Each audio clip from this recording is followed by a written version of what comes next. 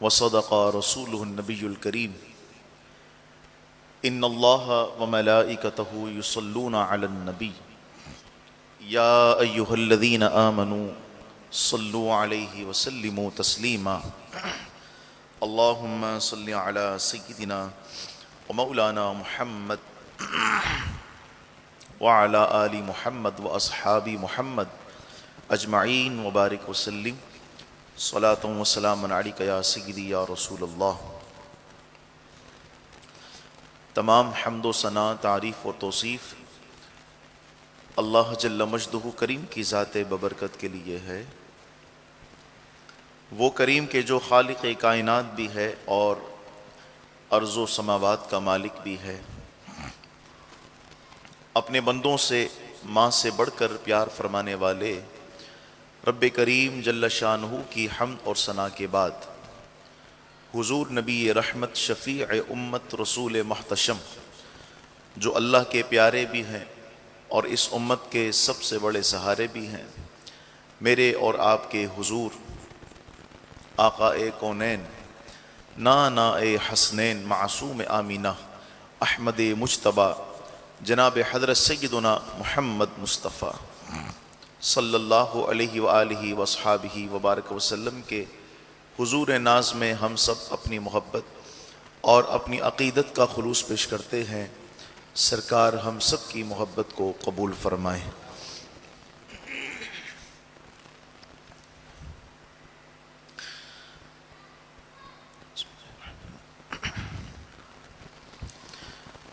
اللہ تعالیٰ کے فضل اور کرم سے گزشتہ شب مسجد شریف میں اور اس مرکز اہل سنت پر حضرات اہل بیت اطہار میں سے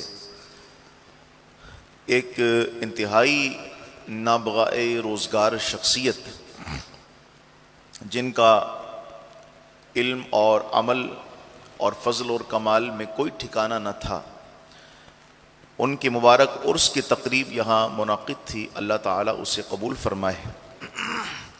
میری مراد حضرت سیدنا امام جعفر صادق رضی اللہ تعالیٰ عنہ ہیں، اللہ آپ کے فیوز اور برکات ہم سب پر جاری اور ساری فرمائے۔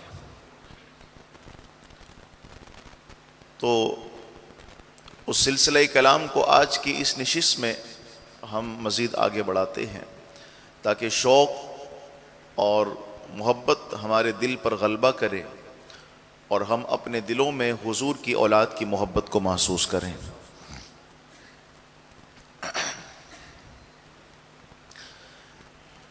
اہل سنت کے نزدیک حضور علیہ الصلاۃ والسلام سے نسبت کے لحاظ کے اعتبار سے اصحاب سے محبت بھی واجب ہے اور اہل بیت اطہار سے محبت بھی واجب ہے۔ اس کی بڑی خوبصورت مثال علماء بیان فرماتے ہیں کہ انسان اپنی مادری زبان کو اچھے سے سمجھتا ہے اور مادری زبان میں سنی جانے والی بات کو یا پڑھی جانے والی بات کو اس کے معنی اور مفہوم کے ساتھ اپنے دل میں اترتا ہوا محسوس کرتا ہے، لیکن اس کے باوجود نماز اور قرآن کو عربی زبان میں پڑھنے کا حکم دیا گیا، اور جو ثواب قرآن مجید کے متن یعنی عربی میں جو متن ہے اس کو پڑھنے کا ہے، تو یہ یقینی بات ہے کہ وہ ترجمہ پڑھنے کا وہ ثواب نہیں ہے، حالانکہ وہ بھی قرآن کا مفہوم ہے۔ اسی طرح کوئی کہے کہ مجھے نماز اپنی مادری زبان میں پڑھوں گا تو چونکہ مجھے اس کے معنی اور مفہوم سمجھ میں آئیں گے تو مجھے رقت بڑی قائم ہوگی اور میں خشوع اور خضوع کے ساتھ نماز پڑھ سکوں گا، تو اس لیے میں عربی میں نہیں پڑھ رہا، اپنی مادری زبان میں پڑھ رہا ہوں۔ تو پھر شریعت اس کی طرف متوجہ ہوگی کہ آپ مادری زبان میں نماز نہ پڑھیں، اسی زبان میں نماز پڑھیں جس میں مصطفیٰ جان رحمت نماز پڑھتے تھے۔ تو یہ حضور علیہ الصلوۃ والسلام سے نسبت کے لحاظ سے آپ اس مرتبے کو جاننے کی کوشش فرمائیں۔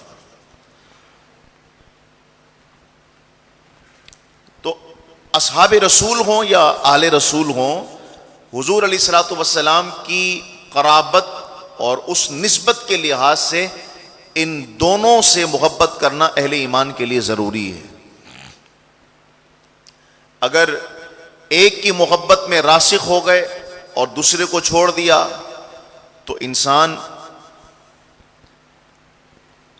اہل اسلام کے اندر اس شناخت کی طرف نکل جاتا ہے جن کو یا تو ناسبی خارجی کہا جاتا ہے یا پھر رافضی اور شیعہ کہا جاتا ہے۔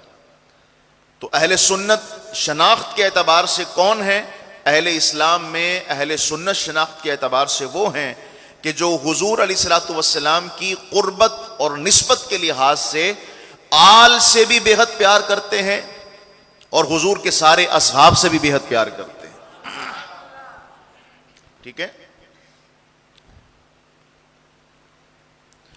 یہ آپ اس کو یوں سمجھ لیجئے کہ ہم مسلمان ہیں، کون ہیں؟ کس کے مقابلے میں؟ یہود کے مقابلے میں، عیسائیوں کے مقابلے میں۔ ہم اہل سنت ہیں ناسبیوں کے مقابلے میں، خارجیوں کے مقابلے میں۔ ہم اہل سنت ہیں، ہم سنی ہیں، کس کے مقابلے میں؟ تشیع کے مقابلے میں، رافضی کے مقابلے میں۔ یہ کیا یار نام لے دیے آپ نے، سب کے نام رکھ لیے، ہم تو صرف مسلمان ہیں۔ ہر گروہ کا ایک نام، اس کی شناخت دوسرا جو متضاد گروہ ہے اس کے اعتبار سے رکھا جاتا ہے، تاکہ ہر زمانے میں وہ اپنی جداگانہ حیثیت کے ساتھ اپنی بنیاد کے اوپر کھڑے ہو سکیں اور دنیا میں پہچانے جائیں کہ محمد والا کون ہے اور محمد کے اصحاب اور آل کو ماننے والا کون ہے۔ ٹھیک ہے، یہ نام تعارف کے لیے ہیں، شناخت کے لیے ہیں، فرقہ فرقہ کرنے کے لیے نہیں ہے، یہ شناخت کے لیے نام ہیں۔ اور جیسے جیسے مرور زمانہ ہے، یہ زمانہ آگے بڑھ رہا ہے، نت نئے فتنے بھی جو ہے وہ اس دنیا کے اندر وہ پیدا ہو رہے ہیں، تو پھر اسلام اپنی شناخت کو مزید واضح کرتا ہے اور کہتا ہے کہ ہم اسلام یعنی مسلمان ہیں، ہم اہل سنت ہیں، اور پھر وہ بلند آواز سے کہتا ہے ہم اعلی حضرت کے ماننے والے ہیں، ہم بریلوی ہیں۔ سمجھ میں آئی ہے؟ یعنی جس طرح سے آگے فتنے اٹھتے رہیں گے آل رسول کے لیے، اصحاب رسول کے لیے، اولیاء کرام کے لیے، حضور کی عظمت اور اظہار کے لیے، ویسے ویسے اہل اسلام، اہل سنت اپنی شناخت کو ان فتنوں سے دور کرنے کے لیے اپنی شناخت کی علامات کو واضح کرتے چلے جائیں گے، تاکہ دنیا میں کوئی کہیں بھی اپنے محبت بھرے دل کے ساتھ آل رسول، اصحاب رسول سے متوجہ ہو کر فیض لینا چاہے تو اسے اعلی حضرت کا دامن ہر ایک کو نصیب رہے۔ وہ جان جائے کہ اس خانقاہ سے جو بریلی کا جھنڈا لے رہا ہے، اصل میں یہ آل رسول اور اصحاب رسول کے فیض کا جھنڈا ہے۔ ٹھیک ہے، اللہ ہمیں اس مذہب مہذب پر ثابت قدمی عطا فرمائے۔ تو حضرت امام جعفر صادق جو ہیں، یہ حضرات اہل بیت اطہار میں بڑی زبردست شخصیت ہے۔ اتنی زبردست شخصیت ہے کہ آپ ان کے شاگردوں کو جب پڑھتے ہیں نا کہ ان کے شاگرد کون کون ہیں، ان کے تلامذہ جنہوں نے ان سے حدیث کا کسب کیا اور فقہ کو حاصل کیا، یا دنیاوی علوم جس کو آپ سائنس کہتے ہیں، جس کو آپ فزکس کہتے ہیں، جس کو آپ آج کی دنیا میں کیمسٹری کہتے ہیں، تو ان کے جتنے موجد ہیں اور ان علوم کے جتنے مورث اعلیٰ ہیں، ان میں جن جن کا نام آتا ہے، جابر بن حیان ہیں اور جو دیگر ہیں، وہ سب کے سب امام جعفر صادق کے شاگرد ہیں، یا تو بلا واسطہ شاگرد ہیں یا پھر بالواسطہ شاگرد ہیں۔ یعنی وہ شخصیات، یہ تو بغداد کی اینٹ سے اینٹ بجائی گئی نا تاتاریوں کے دور میں، جناب غوث اعظم سے پہلے کا جو دور ہے، اس دور کے اندر اگر بغداد کا علم جو اصل حال میں اہل بیت کا علم تھا، اگر وہ کتب خانے اپنی اصلی حالت میں آج اگر موجود ہوتے تو دنیا کے اندر فزکس، کیمسٹری، آسمانوں کا علم، زمین کی تہوں کا علم سب سے زیادہ مسلمانوں کے پاس ہوتا۔ لیکن اغیار نے بڑی سازش کے ساتھ پہلے ہمیں علم لکھنے دیا گیا، پہلے ہمیں اس علم کو پروان چڑھانے دیا گیا، اور آپسی اختلافات میں ہمیں پھر آنے والے دور میں ایسا الجھایا کہ لوگ عمارت، سلطنت، حکومت اس کے لیے ہی آپس میں لڑتے رہے، اور کوئی یہ سمجھ نہ سکا کہ ہماری سب سے بڑی دولت تو ہمارا کتب خانہ ہے، ہماری لائبریری ہے، ہمارے بزرگوں کا علم ہے، ہمارے بزرگوں کی اصل وراثت تخت نہیں، سونا چاندی نہیں، بلکہ وہ ذخیرہ ہے جو کتابوں میں بڑی محنت کے ساتھ قلم سے لکھا گیا ہے۔ تو جب یہ علمی ورثہ ہم سے جدا ہوا تو پھر آج آپ دیکھ لیں کہ اس سارے علم کو انگریزی کے اندر منتقل کر دیا گیا، صرف انہوں نے انگریزی زبان میں ٹرانسلیٹ کیا ہے۔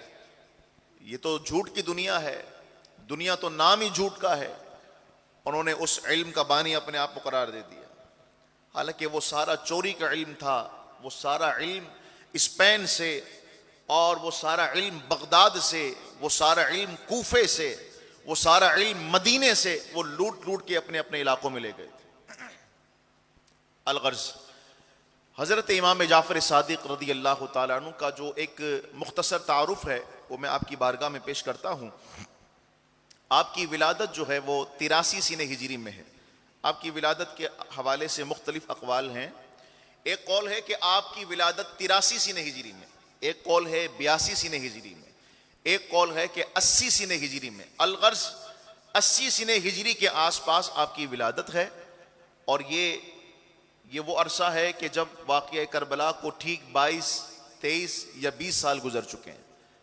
واقعہ کربلا 60 سینہ ہجری میں ہے۔ تو حضرت سیدنا امام جعفر صادق رضی اللہ تعالی عنہ جس زمانے میں اور جن ایام اور جن مہینوں میں، جن سالوں میں اس دنیا میں تشریف لے کر کے آئے، کم و بیش یہی وہ سال تھے کہ جب حضرت امام اعظم ابو حنیفہ کی بھی پیدائش ہوئی، جو ہمارے امام ہیں، احناف کے امام ہیں، حنفیوں کے امام ہیں۔ ان دونوں شخصیات کا زمانہ ایک ہی ہے۔ آگے چل کے میں انشاءاللہ عرض کرتا ہوں اس حوالے سے۔ تو بہرحال حضرت امام جعفر صادق رضی اللہ تعالی عنہ یہ اپنے والد حضرت سیدنا امام محمد الباقر کی اولاد ہیں، اور حضرت امام محمد الباقر یہ حضرت سیدنا علی اوسط، علی اصغر، علی اکبر، یہ کربلا میں شہید ہوئے، اور تیسرے تھے علی اوسط، چھوٹے علی، بڑے علی، درمیان والے علی، یہ امام زین العابدین ہیں، علی اوسط۔ پھر ان سے نسل حسین اور نسل فاطمہ پھر آگے چلی ہے، ٹھیک ہے۔ حضرت امام زین العابدین ان کا اصل نام ہے علی اوسط، زین العابدین، سید العابدین، یہ نبی محترم کا رکھا ہوا نام مبارک ہے۔ یعنی امام زین العابدین تو امام حسین کے بیٹے ہیں نا، اور امام حسین تو خود مصطفیٰ کریم صلی اللہ علیہ وسلم کی رحلت اور وفات کے وقت 6-7 سال کے ہیں، ٹھیک ہے۔ لیکن مصطفیٰ کریم صلی اللہ علیہ وسلم نے اپنی دوربین نگاہوں سے دیکھا تھا کہ حسین کا بیٹا کون کون ہو جائے گا۔ اب اس سلسلے میں روایت کو سنیں۔ حضرت سیدنا جابر بن عبداللہ الانصاری یہ بڑے جید صحابی رسول ہیں، فقیہ ہیں، محدث ہیں، اور مدینہ منورہ کے اندر مسجد نبوی میں آپ کا اپنا حلقہ احباب ہوا کرتا تھا۔ آپ اس حلقے میں حدیث پڑھا کرتے، اس سے مسائل کا استنباط فرماتے، اور مسائل دینیہ اور شرعیہ کو لوگوں کے سامنے بیان کرتے۔ حضرت جابر بن عبداللہ جن کے والد عبداللہ حضور کے مدینے آنے سے پہلے ہی حضور کا کلمہ پڑھ کے مسلمان ہو گئے، وہ جابر بن عبداللہ جن سے سرکار بڑا پیار فرماتے، جن کے واقعات اور ایسے ایسے حالات احادیث کی کتابوں میں موجود ہیں کہ جب ہم ان کو پڑھتے ہیں تو مصطفیٰ کریم کی شانوں کا اظہار ہوتا ہے۔ تو چونکہ ابھی ہمارے پاس وقت بڑا کم ہے تو ہم حضرت جابر بن عبداللہ الانصاری کی اس بات کو یاد کریں۔ علامہ ابن حجر مکی فرماتے ہیں، علامہ شبلجنجی، علامہ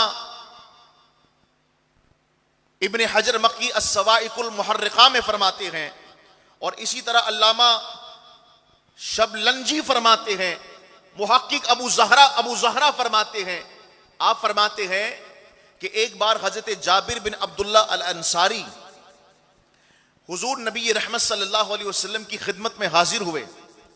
آپ کے والد بھی مسلمان ہیں, ٹھیک ہے, آپ بھی مسلمان ہیں. مدینے میں حضور کے پاس حاضر خدمت ہوئے تو سرکار صلی اللہ علیہ وآلہ وسلم نے ارشاد فرمایا, یہ جو میری گود میں حسین ہے نا, حسین, فرمایا اے جابر, اس کے یہاں ایک بیٹا ہوگا, اس کو دنیا کہے گی سید العابدین. فرمایا کہ فرشتے محشر کے میدان میں اسے یوں پکاریں گے, کہاں ہیں سید العابدین, کہاں ہیں عبادت گزاروں کے سردار. اس بچے کی عبادت ایسی ہوگی, اس بچے کا تقوی ایسا ہوگا, اس بچے کی پرہیزگاری ایسے ہوگی, اس بچے کا علم اور اس میں کمال ایسا ہوگا کہ دنیا اسے سید العابدین, زین العابدین کہے گی. اب بات یہاں ختم نہیں ہوئی. میرے آقا صلی اللہ علیہ وسلم نے مزید حضرت جابر بن عبداللہ الانصاری سے فرمایا کہ پھر اس زین العابدین اور سید العابدین کا ایک بیٹا ہوگا, اس کا نام ہوگا محمد باقر.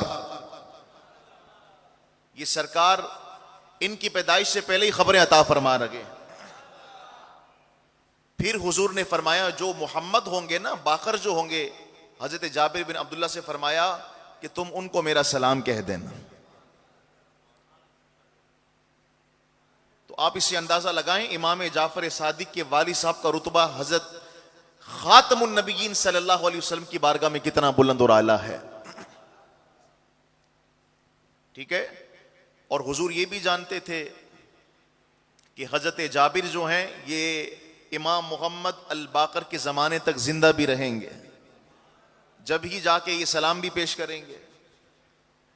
تو جناب زین العابدین سید العابدین جناب علی اوسط بن حسین بن علی المرتضی ابن فاطمۃ الزہرا, آپ جب حضرت جابر بن عبداللہ کی بارگاہ میں حاضر ہوئے تو آپ کی آنکھوں کی بینائی جو ہے نا وہ جاتی رہی تھی.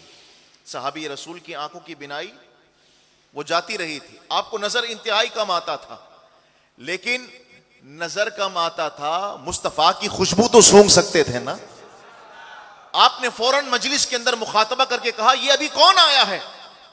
تو جناب علی المرتضیٰ کے بیٹے حسین کا بیٹا علی اوسط زین العابدین کھڑے ہوئے کہا حضور اپنا بیٹا امام محمد باقر لے کر آیا ہوں, محمد کو لے کر آیا ہوں. کہا پورا نام کیا ہے؟ کہا محمد الباقر. کہا اس کو میری گود میں رکھو.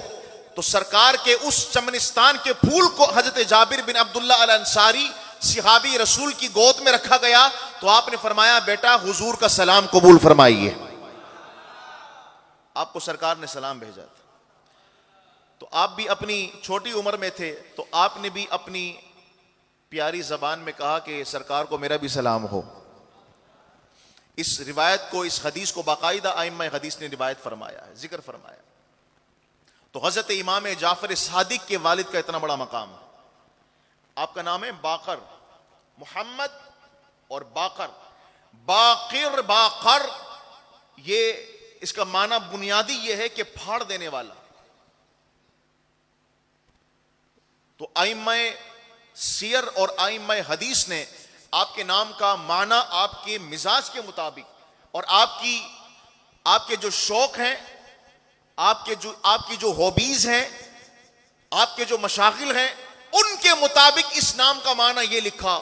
فرمایا اس نام کا معنی یہ ہے کہ اگر علم اتنی دبیز تہوں میں زمین کے اندر دبا ہوا ہو کہ اوروں کے لیے اس کو نکالنا مشکل ہو, لیکن اگر وہی علم نکالنے کی ذمہ داری محمد الباقر کے ذمہ دی جائے تو یہ دبیز تہوں کو پھاڑ کر اس علم کا معنی امت کے سامنے رکھ دیتے ہیں. اتنا علم اور کمال آپ کو جناب مولا علی مشکل کشا کی جانب سے ملا تھا. علم تو اس گھر کی وراثت میں سے ہے نا, انا مدینۃ العلم وعلی بابوہا, میں شہر علم ہوں اور اس کا دروازہ کون ہے؟ جناب علی المرتضیٰ ہے. تو جب ان کے بچے ہیں, ان کی اولاد ہے, تو یہ سارا علم کا جو سلسلہ ہے یہ وراثتاً پھر ساری اولاد کے اندر منتقل ہوا ہے. اللہ اکبر. حضرت سیدنا امام محمد الباقر, ان کے والد ہیں حضرت سیدنا زین العابدین علی اوسط، ان کے والد ہیں حضرت سیدنا امام حسین، ان کے والد ہیں جناب علی گل مرتضیٰ، اور ان کی زوجہ ہیں سیدہ فاطمۃ الزہرا۔ بولیے سبحان اللہ۔ اچھا، اسی طرح حضرت امام محمد الباقر کی جو والدہ ہیں، یہ تو والد صاحب کا ذکر ہو گیا، جو آپ کی والدہ ہیں ان کا نام ہے فاطمہ ام عبداللہ۔ بولیے سبحان اللہ۔ جتنی توجہ سے ناز شریف سنتے ہیں نا، اس سے زیادہ توجہ کے ساتھ ہمیں ان بزرگوں کا شجرہ سننا چاہیے۔ اور ایک بات اور سن لیں، جس کو قوالی کے اندر صرف ذوق آتا ہو، اور جب ان بزرگوں کے نام پڑھے جائیں جن پر قوالی ہے، اور یہ نام سن کر ذوق نہ آئے، تو وہ اپنا جا کے آغا خان میں علاج اور لیبارٹری ٹیسٹ کرائے۔ یاد رکھیے گا، قوالی کے اندر ڈھول اہم نہیں ہے، قوالی کے اندر قول اہم ہے، جو کہا جا رہا ہے۔ اس طرف میرے احباب توجہ ذرا فرمائیں، ٹھیک ہے؟ یعنی اگر تھوڑی دیر کے لیے ان مزامیر کو نکال دیا جائے اور پھر کہا جائے بھر دو جھولی میری تاجدار مدینہ، اب کس کو ذوق آ رہا ہے؟ فوراً دیکھو کس کو ذوق آ رہا ہے، فوراً اس کو دیکھو۔ یہ ٹیسٹ ہو رہا ہے، یہ ٹیسٹ ہو رہا ہے۔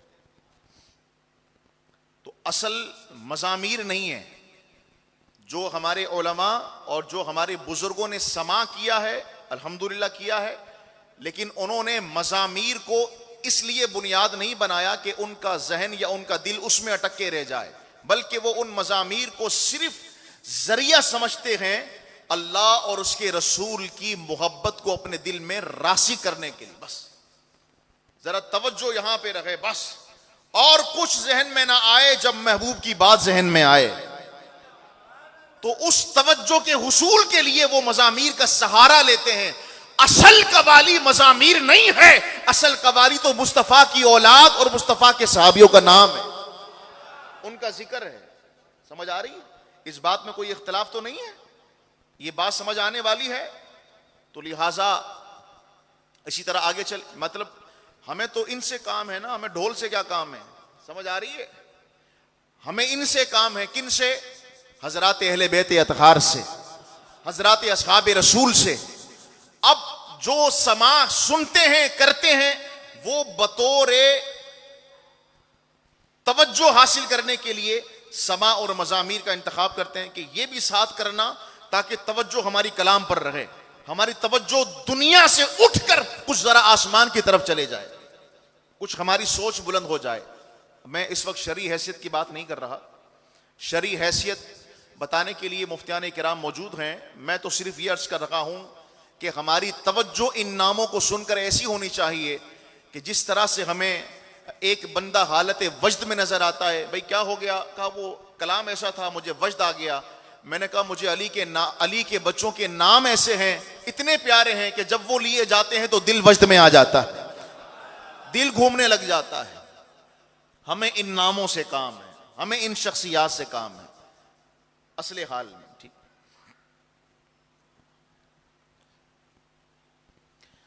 تو حضرت امام محمد الباقر کی جو والدہ ہیں وہ ہیں فاطمہ ام عبداللہ، ان کے جو والد ہیں وہ ہیں امام حسن مجتبی، اور ان کے والد جناب علی گل مرتضیٰ، ٹھیک ہے۔ یہ امام محمد الباقر کا شجرہ بھی بیان کیا گیا ہے۔ اب اسی طرح امام جعفر الصادق کو دیکھیں، یہ کس کے بیٹے ہیں؟ امام محمد الباقر کے۔ امام محمد الباقر پھر کس کے بیٹے ہیں؟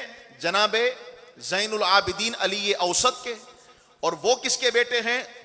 جناب سیدنا امام حسین کے، اور وہ بیٹے ہیں جناب حضرت سیدنا علی گل مرتضیٰ۔ نعرہ حیدری۔ اب امام جعفر صادق کی جو والدہ ہیں ان کی طرف بھی ذرا توجہ فرمائیں۔ امام جعفر صادق کی جو والدہ ہیں وہ ہیں حضرت سیدہ ام فروہ۔ بولیے سبحان اللہ۔ امام جعفر کیا لقب ہے آپ کا؟ صادق۔ کیا لقب ہے؟ آپ حضرات اہل بیت اطہار کا نام پڑھیں، کسی کا نام یہ نہیں ہوگا، کسی کا لقب یہ نہیں ہوگا، یہ صرف انہی امام کا لقب ہے، صادق۔ صادق کیوں؟ ان کو صادق کیوں کہا گیا؟ ان کو صادق کیوں کہا گیا؟ امام جعفر صادق کو صادق کیوں کہا گیا؟ میں دوبارہ ریپیٹ کر دوں، آپ کو یاد رہے بات. امام جعفر صادق کو الصادق کیوں کہا گیا؟ اس لیے کہ آپ خود فرماتے ہیں کہ جب میں اپنے والد کی طرف سے شجرہ پڑھتا ہوں تو میں علی المرتضیٰ کا بچہ بنتا ہوں، اور جب ماں کی طرف سے شجرہ پڑھتا ہوں تو 2 مرتبہ اپنے نانا ابو بکر صدیق کا بیٹا بنتا ہوں. تو وہ صدیق اکبر ہیں تو میں جعفر صادق ہوں. تو میری رگوں کے اندر صدیقی خون بھی دوڑ رہا ہے، میری رگوں کے اندر جناب فاطمہ کا خون بھی دوڑ رہا ہے، میری رگوں کے اندر جناب علی مشکل کشا کا خون بھی دوڑ رہا ہے. بولیے سبحان اللہ. حضرت امام جعفر صادق کے والد ہیں امام باقر، ان کے والد ہیں جناب سیدنا علی اوسط زین العابدین، ان کے والد ہیں امام حسین، ان کے والد جناب علی المرتضیٰ. تو یہ آپ کا نسبی سلسلہ ہے، آپ کے حسب کا سلسلہ ماں کی طرف سے یہ ہے کہ آپ کے والدہ کا نام ہے سیدہ ام فروا. اور سیدہ ام فروا کون ہے؟ ان کی جو والدہ ہیں یعنی امام جعفر کی نانی، اگر ان کو دیکھیں تو امام جعفر کی نانی کا نام ہے اسما، اسما کے والد کا نام ہے عبد الرحمن، اور ان کے والد ہیں جناب ابو بکر صدیق. اسی طرح سیدہ ام فروا جو امام جعفر الصادق کی ماں ہیں، ان کے جو والد ہیں یعنی امام جعفر کے نانا، وہ ہیں سیدنا قاسم فقیہ مدینہ، جن سے دنیا آ کر علم کی خیرات حاصل کیا کرتی تھی. سیدنا قاسم کے والد ہیں سیدنا محمد، ان کے والد ہیں ابو بکر صدیق. تو امام جعفر صادق خود فرمایا کرتے تھے کہ میں 1 مرتبہ علی اور فاطمہ کا بیٹا ہوں اور 2 مرتبہ ماں کی طرف سے ابو بکر صدیق کا بیٹا ہوں، نانا کی طرف سے بھی نانی کی طرف سے بھی. بولیے سبحان اللہ. امام جعفر الصادق رضی اللہ عنہ یہ کسی خاص فرقے کے امام نہیں ہیں، یہ پوری دنیا کے امام ہیں. تیری نسل پاک میں ہے بچہ بچہ نور کا، تو ہے عین نور تیرا سب گھرانہ نور کا. اب میں نے یہ شجرہ پڑھا ہے تو آپ کو سمجھ میں آ گیا ہوگا کہ ان کا علم و فضل و کمال کیسا ہوگا، ان کا تقوی اور پرہیزگاری کیسی ہوگی.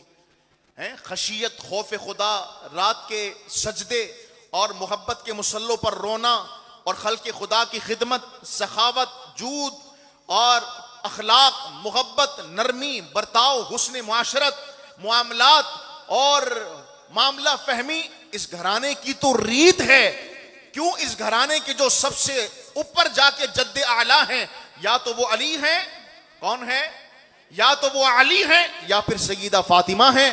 تو دونوں شخصیات کو دیکھیں تو فاطمہ الزہراء اگر چلتی ہوئی نظر آتی ہیں تو پھر سیدہ عائشہ ماں فرماتی ہیں ایسا لگتا ہے کہ حضور چلتے ہوئے آ رہے ہیں. یعنی جن کی چال چلن بھی مصطفیٰ کے چلنے جیسا ہو تو پھر مصطفیٰ کا اخلاق سیدہ فاطمہ میں کتنا بلند اور اعلیٰ ہو.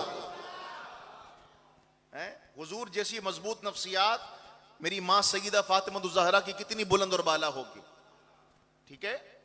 اچھا، اگر ان شجروں کے اوپر بانی کو جناب علی المرتضیٰ کو دیکھیں تو انہوں نے تو آنکھ کھولی ہی مصطفیٰ کی گود میں ہے.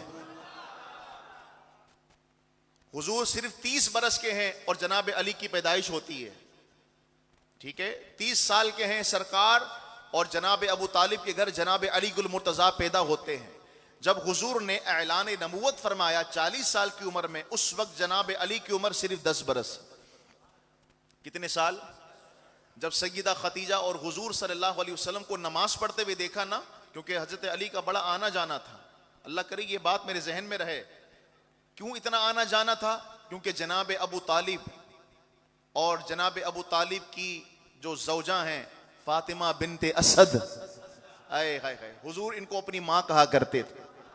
حضور کی پہلی شادی کے اندر جس نے ولی اقرب کا کردار ادا کیا، ماں کا کردار ادا کیا، وہ جناب علی کی ماں فاطمہ بنت اسد نے ادا کیا. ہاتھ اٹھا کر بولیے سبحان اللہ. فاطمہ بنت اسد. کیوں اتنا آنا جانا تھا علی کا؟ چونکہ سیدہ فاطمہ بنت اسد نے حضرت عبد المطلب کی وفات کے بعد، جو حضور کے دادا ہیں، ان کی وفات کے بعد کس نے سرکار کو پالا تھا؟ فاطمہ بنت اسد نے تو پالا تھا، جو جناب ابو طالب کی زوجہ ہیں اور علی المرتضیٰ کی ماں ہیں. ٹھیک ہے، اتنا گہرا تعلق تو سرکار کے بچپن کا تھا. پھر جب سرکار 30 کی عمر میں پہنچے تو پھر علی المرتضیٰ کی پیدائش جناب ابو طالب کی یہاں ہوتی ہے. تو چونکہ جناب ابو طالب خوب عیال دار تھے، بچوں والے تھے، تو حالات اور ان معاملات کو دیکھنے کے بعد حضور نے اپنے چچا حضرت عباس سے مشورہ کیا کہ ہم ایسا نہ کریں کہ میں اپنے چچا ابو طالب کے پاس جاؤں، چونکہ آپ عیال دار ہیں تو کوئی بچہ میں لے لوں اور کوئی بچہ آپ لے لیں، اس طرح سے ذرا معاملہ ٹھیک ہو جائے گا، کچھ پرورش کی کفالت کی ذمہ داری ہمارے اوپر آ جائے. اور عباس رضی اللہ تعالیٰ سے عرض کی کہ آپ کے پاس بھی کچھ آ جائے. تو یہ دونوں شخصیات جب جناب ابو طالب کے پاس گئیں تو جناب عباس نے، جو اس وقت ایمان نہیں لے کر آئے تھے اور نہ سرکار نے اعلان نبوت اس وقت فرمایا تھا، تو چچا عباس نے آگے بڑھ کر حضرت جعفر طیار کو اٹھا لیا. حضرت جعفر طیار، جن کے بارے میں سرکار فرماتے میں دیکھ رہا ہوں کہ جنت کے پر اس کو لگے ہیں اور یہ آسمانوں میں اڑ رہا ہے. حضرت علی کے بڑے بھائی ہیں، بولو سبحان اللہ. ہمارے یہاں بندر باٹ نہیں ہے، ہم مانتے ہیں تو پھر سب کوئی مانتے ہیں. جتنا ہم علی المرتضیٰ کے نام سے خوش ہوتے ہیں اتنا جعفر طیار کے نام سے بھی خوش ہوتے ہیں، اتنا ہی سیدنا عقیل کے نام سے بھی خوش ہوتے ہیں. بولیے سبحان اللہ. یہ بندر باٹ تو ان کے یہاں ہے نا، اس کو مانا اس کو نہیں مانا، ادھر سے پکڑ لیا ادھر سے نہیں پکڑ لیا. آپ حیران ہوں گے، امام محمد الباقر کے اور بھی تو بیٹے ہیں نا، صرف امام جعفر تو نہیں ہے. سمجھ آ رہی؟ اور بھی تو بھائی ہیں. اسی طرح امام جعفر صادق کے نیچے اتر کر جو بیٹے ہیں، امام موسیٰ کاظم، تو خالی ایک ہی بیٹا ہے؟ نہیں، اور بھی بیٹے ہیں. کیا امام علی رضائی پھر آگے بیٹے ہیں؟ نہیں، اور بھی بیٹے ہیں. تو ان کے یہاں بندر باٹ ہے، کوئی اسماعیلی بن گیا، کوئی بہری بن گیا، کوئی شیعہ بن گیا، کوئی امامیہ، کوئی زیدیہ، کوئی اثنائے عشری بن گیا، اور بریلوی وہ ہے جو یہ بن گیا. تیری نسل پاک میں ہے بچہ بچہ نور کا، تو ہے عین نور، تیرا سب گھرانہ نور. آج آپ کو مختصراً بتا دیا کہ یہ بہری کون ہوتے ہیں، اسماعیلی کون ہوتے ہیں. سمجھ آئی؟ یہ ایک بیٹے ہیں حضرت اسماعیل، یہ ان کی طرف سے اسماعیلی ہو گئے، اپنے آپ کو بہری کہنا شروع. یہ بھی شیعہ ہی ہوتے ہیں. اور سنی نکھرا ہوا وہ ہے کہ جب اس نے اپنا ہاتھ پھیلایا ہے تو ایک دو دامن پکڑ کر اس نے یہ رک نہیں گیا، اس نے کہا کہ میرے ہاتھ میں سب کے ہی دامن آ جائیں، یہ سب کو ہی پکڑ کر محشر کے میدان میں کھڑا ہو جائے گا. اے اللہ، ان کو شفیع لے کر آیا ہوں، ان کے صدقے میری ولا کا بیڑا پار فرما. بولیے سبحان اللہ. اللہ اکبر. اللہ کرے کہ بات میرے ذہن میں رہے. میں عرض کر رہا تھا کہ حضرت جعفر طیار کو حضرت عباس نے پسند کر لیا، کہا اس کی پرورش کی کفالت میرے ذمہ ہے. حضور آگے بڑھے، کہا آپ نے جعفر لے لیا، میں نے علی المرتضیٰ لے لیا، میں نے علی کو لے لیا. آپ لے کر حضور اپنے گھر میں آ گئے. اب پرورش سیدہ خدیجہ کے یہاں ہو رہی ہے.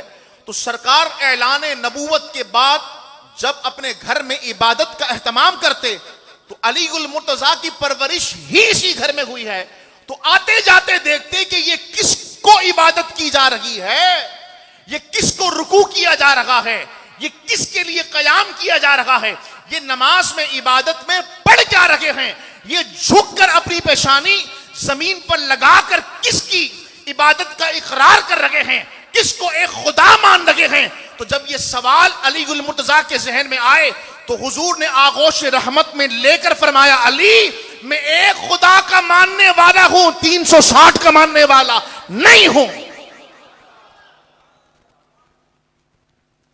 تو جناب علی المرتضیٰ نے سرکار کے رخسار کو بوسہ دے کر فرمایا ہوگا، مجھے آپ کے خدا سے پیار ہے کیونکہ وہ آپ کا خدا ہے. اللہ اکبر. تو اتنا حضرت علی المرتضیٰ کی تربیت اور حضرت علی المرتضیٰ کی پرورش وہ ساری کہاں ہوئی ہے؟ سرکار کی آغوش رحمت میں ہوئی ہے. تو اس گھرانے کے بچوں کے پاس علم تو ایسے تھا جیسے آج ہمارے بچوں کے پاس کوئی گیند بلہ ہوتا ہے، وہ اس میں ماہر ہوتے ہیں اسٹروک لگانے میں، وہ کھیلنے میں جیسے ماہر. اس گھرانے کی بات ایسی اعلیٰ ہے، علم ان کے ہاں بالکل ایسا. بس عجیب سی بات تھی کہ ہاں پوچھے کیا پوچھنا ہے. ابھی چونکہ ہمارا یہ موضوع نہیں ہے، ورنہ یہ شان حضرت علی المرتضیٰ کی ہے کہ آپ ممبر پر بیٹھ کر فرماتے تھے پوچھو جس نے مجھ سے پوچھنا ہے، جو پوچھنا ہے پوچھو، آؤ میں اس کا جواب دوں گا. سلونی عما شئتم، مجھ سے سوال کرو میں تمہاری ہر چاہت کا یہاں جواب دوں گا. تو یہ شان نیچے اتر کر کہاں پر آئی ہے؟ امام حسین، امام حسن، امام زین العابدین، امام محمد باقر، امام جعفر صادق، امام موسیٰ کاظم، امام علی رضا، نیچے اترتی چلی گئی ہے. پھر یہ بولیے سبحان اللہ.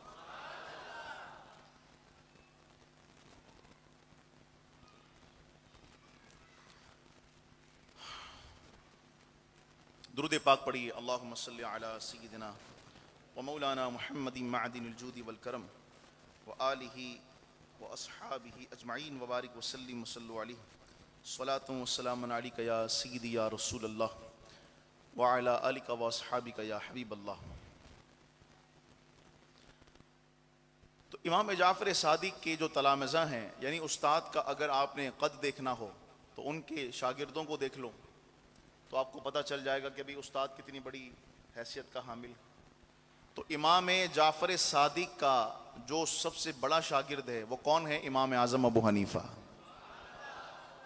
سن 80 سنہ ہجری میں آپ کی پیدائش ہے امام اعظم ابو حنیفہ کی، اور 82-83 میں امام جعفر صادق کی پیدائش ہے، یعنی ہم عصر ہیں.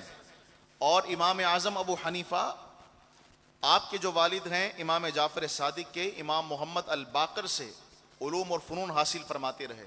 ان کے بعد امام جعفر صادق کے پاس تقریباً 2 سال آپ نے وہ علوم حاصل کیے کہ امام جعفر صادق فرماتے تھے کہ امام اعظم ابو حنیفہ فرماتے تھے کہ لولا السنتان لہلک النعمان.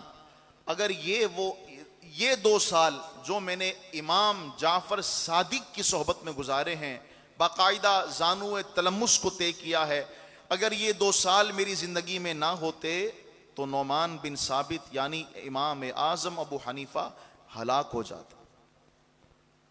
ان 2 سالوں نے مجھے علم کی ایک نئی دنیا سے روشناس کروایا.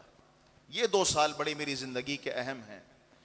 تو امام جعفر الصادق کے یوں تو ہزارہ شاگرد ہیں، لیکن سب سے خوبصورت شاگرد ہمیں کون نظر آتا ہے؟ امام اعظم ابو حنیفہ. امام مالک بن یہ خود مجتہد ہیں، نام میں اس لیے لے رہا ہوں ورنہ تو ہزارہ شاگرد اتنا ٹائم نہیں ہے نا، نام اوپر کے لے دیے تو آپ خود سمجھ جائیں کہ اس وقت دنیا میں جو اہل اسلام ہیں وہ اگر یہود کے مقابلے میں شناخت رکھتے ہیں تو وہ مسلمان ہیں، اور پھر جب نیچے آ کر وہ فقہ کے اعتبار سے شناخت رکھتے ہیں تو پھر یا تو وہ حنفی ہیں یا مالکی ہیں یا حنبلی ہیں یا شافعی ہیں. تو 2 جو مجتہدین ہیں امام اعظم ابو حنیفہ اور امام مالک بن انس جو مجتہد مطلق ہیں، یہ دونوں حضرات وہ ہیں جو امام جعفر صادق کے بغیر واسطے کے شاگرد سامنے بیٹھنے والے ہیں. تو جب ایک اسلام کی دنیا حنفی ہے، مالکی ہے، تو ان کو فیض آ کہاں سے رہا ہے؟ علی کے بچوں کی طرف سے آ رہا ہے. ہاتھ اٹھا کر بولیے سبحان اللہ. یہ فیض سارا علی کے بچوں کا ہے. آپ کتاب الآثار کو پڑھیں، امام اعظم ابو حنیفہ کی مسانید کو پڑھیں، آپ ایک واسطے کے بعد یا بغیر واسطے سے جب روایت کرتے ہیں تو فرماتے ہیں کہ میں نے حضرت جعفر صادق سے روایت کیا. بولو سبحان اللہ. انہوں نے اپنے والد امام محمد باقر سے روایت کیا. بولو سبحان اللہ. انہوں نے اپنے والد علی اوسط زین العابدین سے روایت کیا. انہوں نے اپنے والد جناب امام حسین شہید کربلا سے روایت کیا. انہوں نے اپنے والد جناب علی گل مرتضیٰ سے روایت کیا.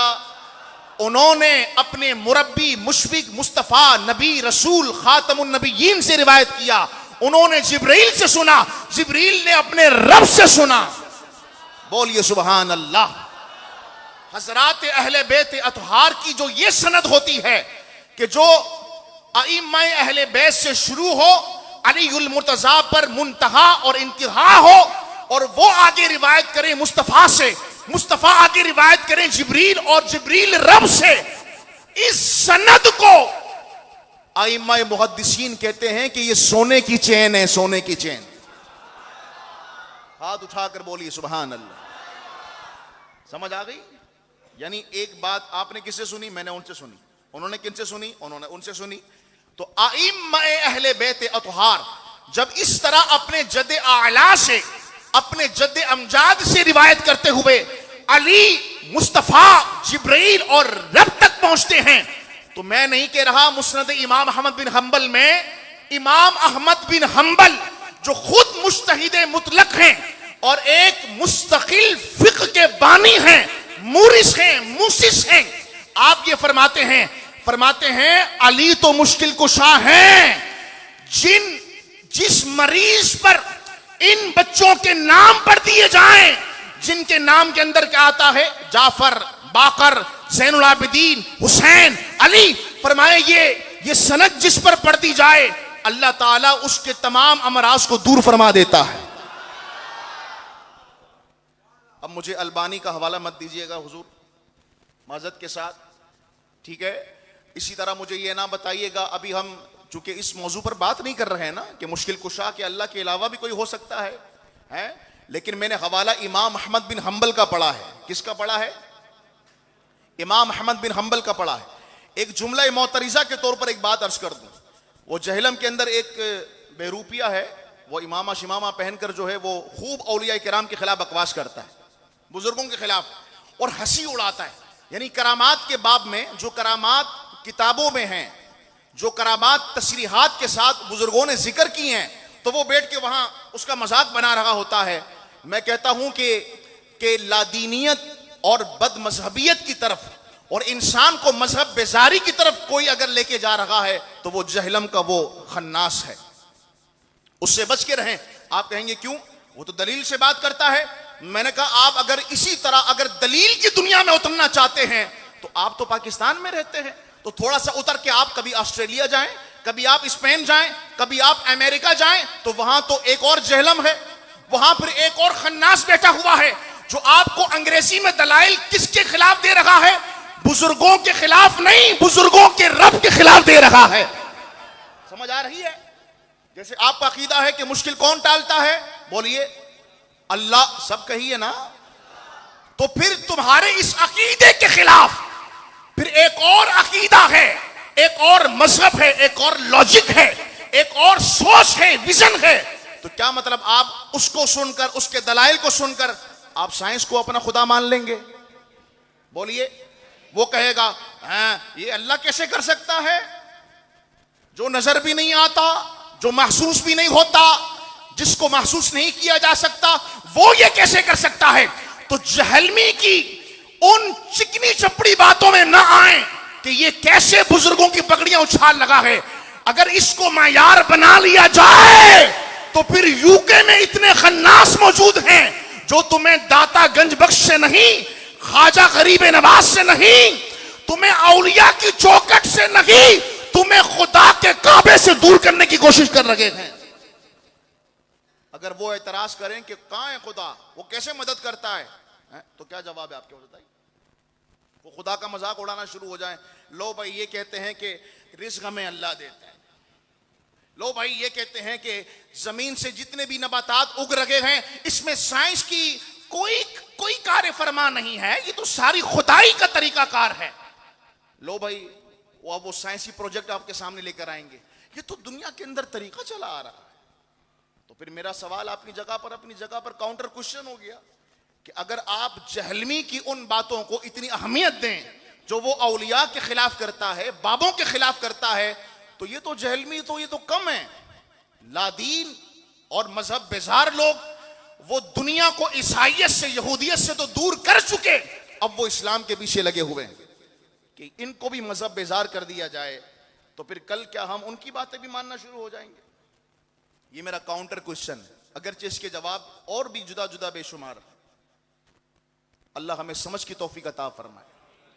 اس لیے نہیں کہ ہم اولیاء کے ماننے والے ہیں، اس بات سے بالکل ایک طرف ہو کر آپ نیوٹرل ہو کر سوچیں کہ جو دلائل وہ وہاں بیٹھ کر بند کمرے میں دنیا کو دے رہا ہے، میرے اتنے ویورز ہیں، میرے اتنے لاکھوں ویورز ہیں، تو اگر کوئی اور ملین ویورز لے کر آ گیا اور اس نے کہا کہ نہیں بھائی خدا کا وجود ہی نہیں ہے، خدا بھی مدد نہیں کرتا، نہ خدا رزق دیتا ہے، تو اب یہ ویورشپ سے اندازہ ہوگا کہ کون سچ کہہ رہا ہے کون جھوٹ کہہ رہا ہے.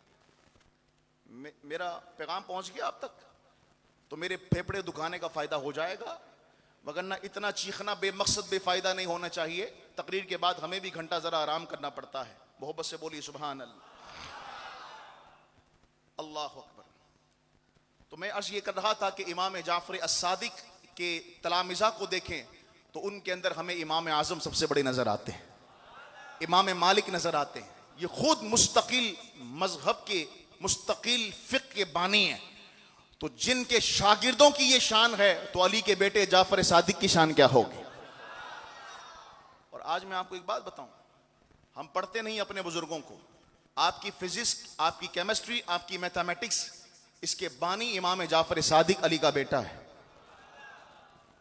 میں نے ابتدا میں عرض کیا کہ یہ سارا سرقہ ہو گیا بغداد سے، اسپین سے. اگر یہ چوری نہ ہوتا تو خدا کی قسم آج علی کے بچوں کی محبت ہمارے سروں پر بندھی ہوئی ہوتی. آج کہنا نہیں پڑتا کہ بولو سبحان اللہ، بولو سبحان اللہ. آج انگلش میڈیم اسکول، انگلش سارا علم ہے ہمارا، نام ان کے چڑھے ہوئے ہیں. انہوں نے یہ بات کہی، انہوں نے یہ کہہ دیا، انہوں نے وہ کہہ دیا. مجھے تو حیرانگی ہوتی ہے کہ ہم تاریخ کے گزر جانے کے بعد، صدیاں گزرنے کے بعد، ہم اتنے محروم ہو گئے اپنے بزرگوں سے کہ آج ہمیں بتانا پڑتا ہے کہ کیمسٹری، فزکس، اس کی ایکویشنز اور یہ سب چیزیں تو ہمارے بزرگوں کی بنائی ہوئی. اللہ اکبر. تو جب امام جعفر الصادق کی زندگی کو میں مطالعہ کرتا ہوں تو علم ہندسہ، ریاضی، میتھمیٹکس یہ تو ایسی نظر آتی ہے، ایسی نظر آتی ہے. آپ تو صرف جب کوئی کوشچن سولو کرتے تو نیچے زیرو لے کر آ جاتے، بس سولو ہو گیا. سبحان اللہ. یہ وہ ہیں علم جفر، ہنسا کو اتنا جاننے والے کہ ان کے سامنے بندہ بٹھا دو یہ ان کے داداؤں کے نام بھی بتا دیتے ہیں، ان کے ناناؤں کے حال بھی بتا دیتے ہیں. کیا پڑھی ہم نے میتھمیٹکس؟ صرف زیرو نکالنا آیا ہمیں نیچے. ایک کاش کہ ہم اپنے بزرگوں سے دوبارہ سے جڑ جائیں. ہیں اللہ اکبر. بہرحال امام اعظم ابو حنیفہ رضی اللہ تعالی عنہ چونکہ ہمارے امام ہیں تو یہ بات کہنا از حد ضروری ہے. اس کے بعد سنتیں ادا کرتے ہیں. امام اعظم کی پوری زندگی اہل بیت اطہار کی محبت میں گزری. ٹھیک ہے. امام اعظم ابو حنیفہ نے تقریباً 52 سال 52 ایئرز بنو امیہ کے دور کے گزارے ہیں. ٹھیک ہے. اور جب ہم بنو امیہ کہتے ہیں تو ٹھیک ہے کہ علویوں پر اور فاطمیوں پر ظلم تو بڑا ہوا ہے، بڑا ظلم کیا اپنوں نے غیروں نے، سب نے بڑا ظلم کیا ہے. تو بنو امیہ جب ان کے ظلم کی بات کی جائے تو اس سے مراد حجاج بن یوسف جیسا ظالم ہوتا ہے. لیکن بنو امیہ کے عدل انصاف کی بات کی جائے تو اس سے مراد حضرت عثمان غنی داماد رسول ہوتے ہیں. ہاتھ اٹھا کر بولیے سبحان اللہ. یہ خشکوں کا جمعہ نہیں ہے، ہاتھ اٹھا کر بولو سبحان اللہ. ٹھیک ہے. تو یہ ذرا بنو امیہ کا لفظ جب کہیں تو یہ تفریق کرنا لازمی ہے ہم پر کہ جب بنو امیہ کے عدل کا ذکر ہوتا ہے تو اس سے مراد عمر بن عبد العزیز ہوتے ہیں. ٹھیک ہے. یہ تاریخ اسلام پوری پڑھنی چاہیے، آدھی پونی پڑھیں گے تو گمراہ ہو جائیں گے. تو بنو امیہ کے تقریباً 52 سال امام اعظم ابو حنیفہ نے گزارے. ٹھیک ہے. اسی طرح 18 سال عباسی عہد کے دور کے اندر گزارے ہیں. تو ایک سیاست کا بڑا تجربہ ہے جناب امام اعظم ابو حنیفہ کا. تو آپ نے اتنے بڑے بڑے انقلاب دیکھے ہیں اپنی نگاہ سے، لیکن قربان جاؤں امام اعظم ابو حنیفہ کی شخصیت پر کہ آپ نے ہر دور میں، چاہے وہ بنو امیہ کا انقلاب ہو، چاہے وہ بنو عباس کا انقلاب ہو، آپ نے ساتھ ہمیشہ علی کے بچوں کا دیا ہے. مجھے آج کہنے دو کربلا ایک نہیں ہوئی، اس کربلا کے بعد نہ جانے کتنی کربلا ہوئی. کاش تم نے علی اوسط کے بیٹے زین العابدین کے بیٹے زید کا نام سنا ہوتا. 4 سال جن کا مبارک لاشا شہر کے چوراہے پر لٹکا رہا، 4 سال. اور اس دور کے فرعونوں کے خلاف کوئی جرت کرنے کے لیے تیار نہ تھا کہ اس علی کے بیٹے کے لاشے کو اٹھا کر کوئی دفن ہی کر دے.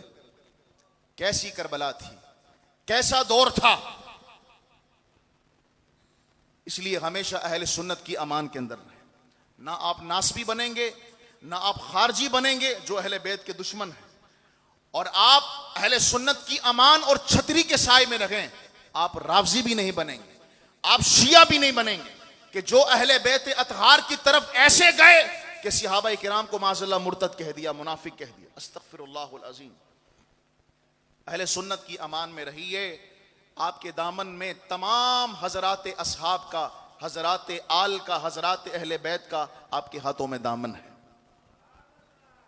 آخری بات کو سماعت فرمائیے. ہمیشہ امام اعظم ابو حنیفہ نے علویوں کا ساتھ دیا، یعنی حضرت علی کے وہ شہزادے جو حضرت فاطمہ سے نہ تھے، دیگر ازواج سے تھے، علویوں کا ہمیشہ ساتھ دیا. اور جب امام حسین کی شہادت کا اصل جب فاطمی کھڑے ہوئے، یہ تاریخ اسلام پڑھیں آپ، تو پھر حضرت امام اعظم ابو حنیفہ نے علویوں فاطمیوں دونوں کا ساتھ دیا. یہاں تک کہ حضرت فاطمہ کا شہزادہ امام ابراہیم جب یہ کھڑے ہوئے انقلاب کے لیے، تو امام اعظم ابو حنیفہ نے فتویٰ دیا، فرمایا کہ جو علی کا بیٹا، فاطمہ کا بیٹا اس وقت امام ابراہیم کھڑا ہے اور ہر عہد کے فرعون اور قارون اور نمرود کو للکار رکھا ہے، میں نعمان بن ثابت فتویٰ دیتا ہوں جو امام ابراہیم کا ساتھ دے گا وہ ایسے ہی ہے جیسے بدر میں اس نے مصطفیٰ کا ساتھ دیا ہے.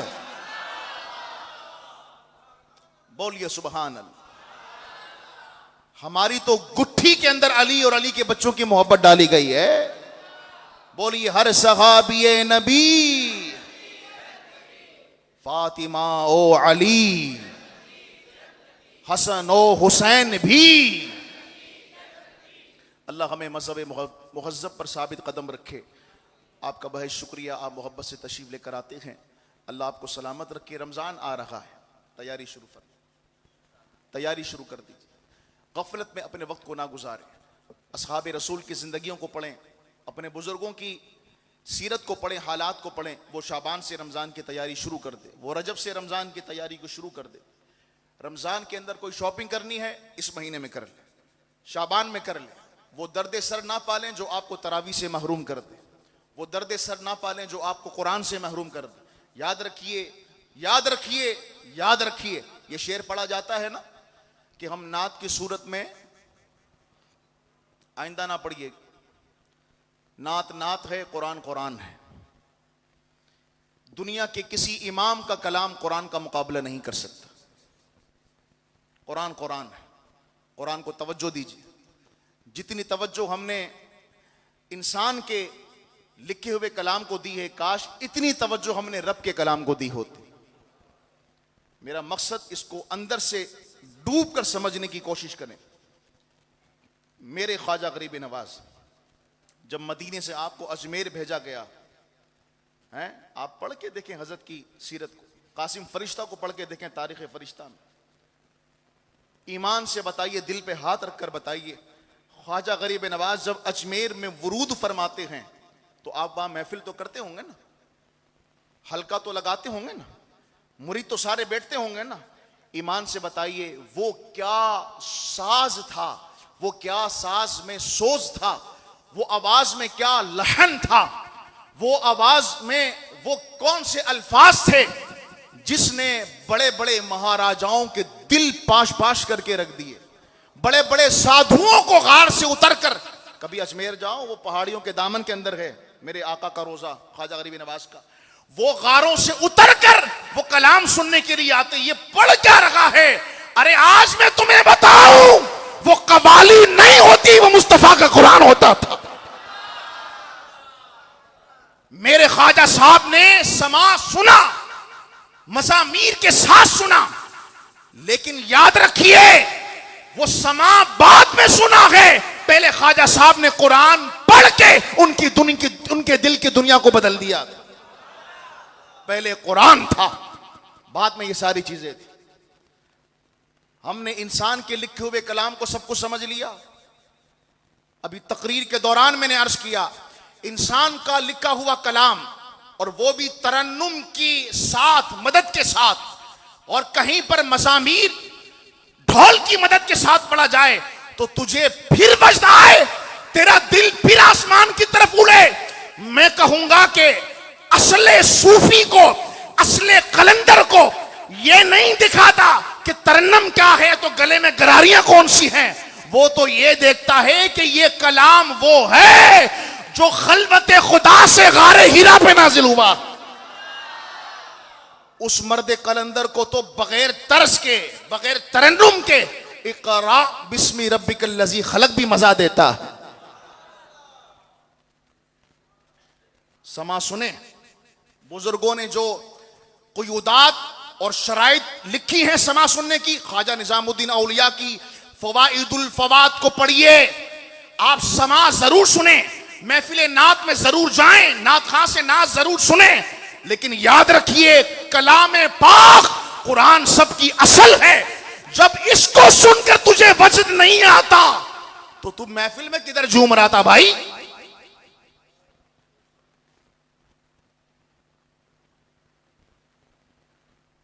رب کے کلام کو پڑھا جائے تو ہم بیزاریت کا شکار ہو جائیں, ہم بور ہو جائیں. ارے یار حضرت صاحب نے آج لمبا سارا معاملہ کر دیا. تراویح میں سب سے زیادہ دیر اس مسجد میں ہوتی ہے, ہم تو آدھے گھنٹے میں فارغ ہو جاتے ہیں. اور یہی ساڑا جب کمانے کے لیے جاتا ہے تو صبح 8 بجے دکان کھول رہا ہے, صبح فجر کے اندر دکان بند کر رہا ہے. کمانے کے لیے کوئی ٹائمنگ نہیں رکھی بھی اس نے, سیزن. اور جب قرآن پڑھنے کی باری آئے تو اس مولوی صاحب کو ڈھونڈے جو آدھے گھنٹے میں فارغ کریں. ختم, سبحان اللہ, 20 تراویح پڑھ لی, یہ لے ورلڈ کپ آپ کا ہو گیا, جیت گیا, خوش ہو جاؤ. اللہ اکبر. دین کے معاملے میں ہماری عقل کہیں گھاس چرنے چلی جاتی ہے, اور دنیا کے معاملے میں, بزنس کے معاملے میں, کمائی کے معاملے میں ہم سے زیادہ ساڑا کوئی نہیں. خدا را یہ چوٹ صرف اس لیے ہے, یہ ڈانٹ صرف اس لیے ہے کہ یہ جو غفلتوں کے پردے ہیں یہ کہیں سے ہٹ جائیں, اور پردے ہٹ جائیں تو سامنے مصطفیٰ کا مدینہ ہمیں نظر آ جائے. ہماری نیکی کو بھی اصلاح کی ضرورت ہے بھائی. خالی ٹوپیاں پہننا کافی نہیں ہے, امامیں چڑھا لینا, چگے چھڑا لینا یہ کافی نہیں ہے, نمازی بن جانا یہ کافی. نماز کو بھی نماز کی ضرورت ہے. اللہ اکبر. ایک کاش کہ یہ بات ہم سب کے دل میں اتر جائے. بس رمضان کی تیاری شروع فرمائیں. یاد رکھو قرآن قرآن ہے بس.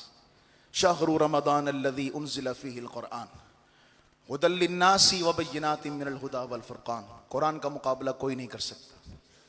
میں پھر عرض کر دوں, مغالطے میں نہ رہیے گا. نہ ہم نعت خواں کے خلاف ہیں, نہ ہم قوال حضرات کے خلاف ہیں. میں آپ سے عرض بس یہ کر رہا ہوں, اصل میرے بچوں یہ نہیں ہے. یہ تو انسانوں کے لکھے ہوئے کلام پڑھتے ہیں تو ہمیں شوق اتنا آتا ہے, ہمیں اتنا ذوق آتا ہے. میں صرف توجہ یہ دلا رہا ہوں, جو رب کا کلام ہے تجھے اس کو پڑھتے ہوئے شوق کیوں نہیں آتا؟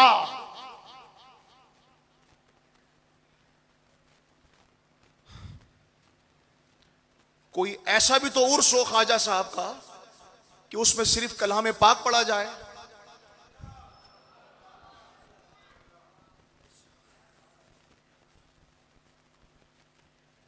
کوئی ایسا عرس بھی ہو جناب غوث اعظم کا کہ جس میں صرف کلام پاک ہی پڑھا جائے, اور سننے والے بھی شوقین ہوں. جس طرح وہ نعت سننے آتے ہیں, جس طرح وہ منقبت سننے آتے ہیں, اسی طرح وہ رب کا قرآن سننے کے لیے کھینچے کھینچے آئیں, شوق کے ساتھ آئیں, اپنے آپ کو تھکائیں.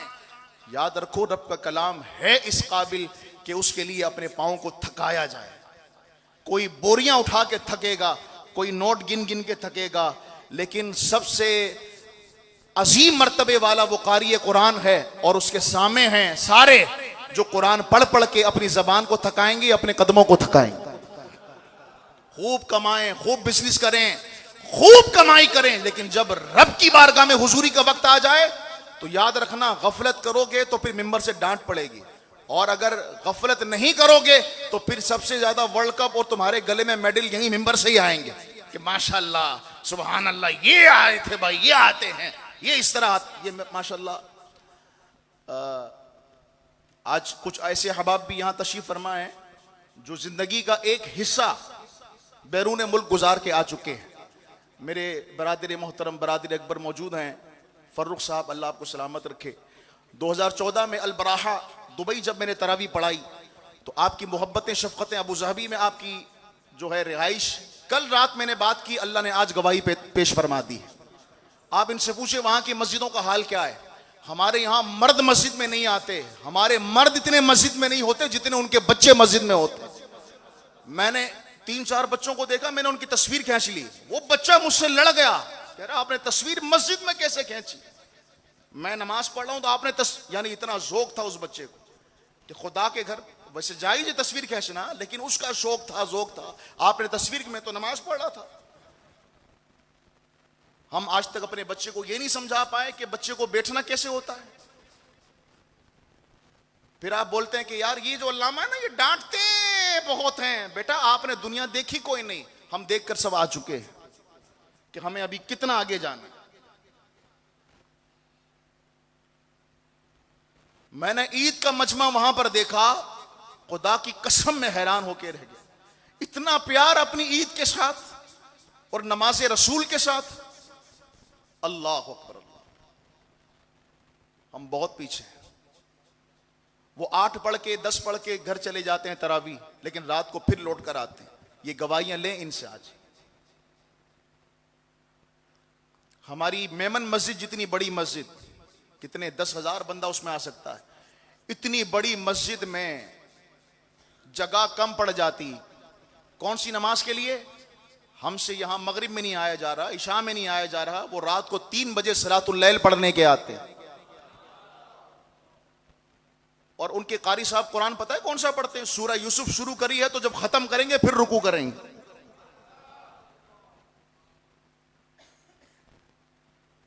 کاش کوئی مولوی تمہیں یہ بھی بتاتا. تمہیں پتہ نہیں کن معاملات میں تم لوگوں کو لگا کے رکھا ہوا ہے. بس ایسے ہاتھ اٹھا لینا، یوں کر لینا، زور سے بول دینا، گراریاں لگائے گا نعت خواں خوش ہو جانا. تمہیں ان معاملات میں لگا کے رکھے. اصل میرے بچوں قرآن ہے، اصل قرآن ہے. قرآن پڑھنا سیکھیے، قرآن سننے سے محبت کیجیے. ایسا نہیں کرو گے تو پھر یاد رکھنا بزرگوں کی تعلیمات سے آپ دور ہو رہے ہیں. آپ نے ظاہراً بس لے لیا، اور بزرگوں کا جو باطن تھا، جس بات نے بزرگوں کو بزرگ بنایا تھا، وہ تو قرآن تھا.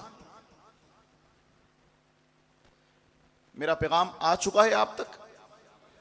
تو آپ سب رمضان کی تیاری شروع کر رہے ہیں؟ ہاں. ایک بھائی کہنے لگا حضرت مہنگائی بہت ہے، اپنی کاہلیوں پر اپنی سستیوں پر مہنگائی، زرداری شریفوں کا یہ سایہ نہ پڑنے دیں، مہربانی کریں. ہمارے بزرگوں نے تو 3 دن روزہ رکھ کر بھی قرآن نہیں چھوڑا. تھوڑا سا مہربانی کریں. میرے سامنے تو نہیں بات کیا.